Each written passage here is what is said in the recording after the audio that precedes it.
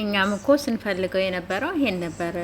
እዩ ተብዬዋ ማለት ነሽ። እዩዬ የኛ ውድ ነገር በቃ ከዚህ ነገር ስለተላቀቅሽ እግዚአብሔር ይመስገን ነው የምንለው። ድጋሚ አልደርስባቸውም ብለሻል። እኛም እንደዛው ነው እንፈልገው። በቃ ሌስጎ ብለናል። ሌስጎ በዛው በቃ ጥፍት እንዴት ነው የምንፈልገው። ሰላም ውድ ቤተሰብ እንዴት ናችሁ? ደህና ናችሁ? ያለው እግዚአብሔር ይመስገን። እንግዲህ ለድምጼ ጥራት ነው ይቅርታ ብያለሁኝ እና እንግዲህ እኔ ግርም ያለኝ ነገር ማለት ነው ቢኒ ያንተ ልጅ ከሆነች በቃ ያንተ ከሆነችም በቃ በስርዓት ተናገሩ። ምንድነው በየቀኑ እየመጣችሁ ኘኘኘ ማለት ነው? እሺ ልጄ ናት ብላል። ደግሞ በድጋሚ ደግሞ ሽማግሌ ምን ማለት ነው? ሽማግሌ ልልክ ነው እንዴ?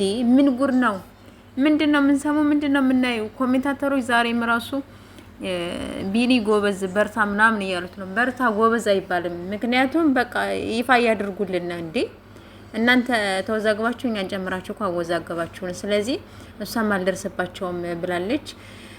እንድትደርስባቸው እኛ ራሱ ማንፈልግም ማለት ነው። ያው በዚያው እንድትጠፍ እንፈልገው። ቡራና ሀይሚዬ ያው አንድ ናቸው። ስለዚህ እነሱ መቼም ቢሆን እንደማይለያዩ መቼም ቢሆን እንትን እንደማይሉ ወቂ። ሲቀጥል ደግሞ ነገ ልደቷ ነው እንግዲህ የንግስቷ ማለት ነው። ምን ይሰማሻል? ስለዚህ ቢኒን እዚያው ጠበቃ አድርገሽ ያዢ። ስለዚህ የሚሆነው በቃ ይፋ አድርጊና በቃ ወይ ተናገሪ ወይ ምበይ የሆነ ነገር በቃ አድርጊ።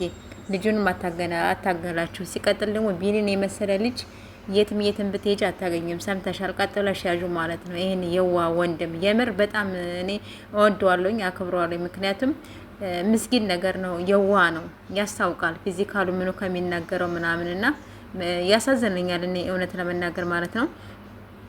ስለዚህ እዩ ተብዬዋ፣ ስለዚህ ቢኒን ጠበቃ አድርገሽ ያዥ፣ አታወላዊ። ሲቀጥል ደግሞ ቢኒን ነው የምትመስል ደግሞ ልጅቷ ራሱ ማለት ነው። ቢኒን በቃ ቁጭ እሱን ነው የምትመስለው። ስለዚህ ቀጥለሽ ያዥ ጋይስ። ለማንኛውም በላይ ግቡ፣ አበረታቱኝ የኔ ውዶች፣ የኔ ምርጦች።